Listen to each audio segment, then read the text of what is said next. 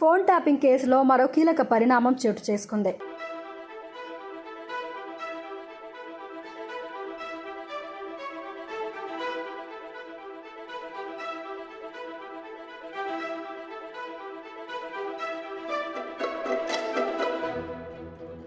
Innovation lab chairman రవికుమార్ను అదుపులోకి తీసుకున్నారు SIT అధికారులు. ఎస్ఐబికి టెక్నాలజీ అందించిన ఇన్నోవేషన్ ల్యాబ్లో హార్డ్ డిస్క్లు సీజ్ చేశారు. 3 సర్వర్లు, 5 మినీ డివైజెస్తో పాటు హార్డ్ డిస్క్లను స్వాధీనం చేసుకున్నారు సిట్ అధికారులు. ఇన్నోవేషన్ ల్యాబ్ చైర్మన్ రవికుమార్ ఇల్లు, కార్యాలయాల్లో సోదాలు నిర్వహించారు. బెంగళూరు, హైదరాబాద్ కార్యాలయాల్లో సోదాలు నిర్వహించారు సిట్ అధికారులు. రవికుమార్ ఇంట్లో దాచిపెట్టిన హార్డ్ డిస్క్లను స్వాధీనం చేసుకున్నారు. ప్రతిపక్ష నేతల ఇళ్లతో పాటు 3 జిల్లాల్లో కంట్రోల్ రూమ్లు ఏర్పాటు చేశారు innovation lab chairman Ravikumar. Mini control room ఏర్పాట్లతో కీలక పాత్ర పోషించారు రవికుమార్.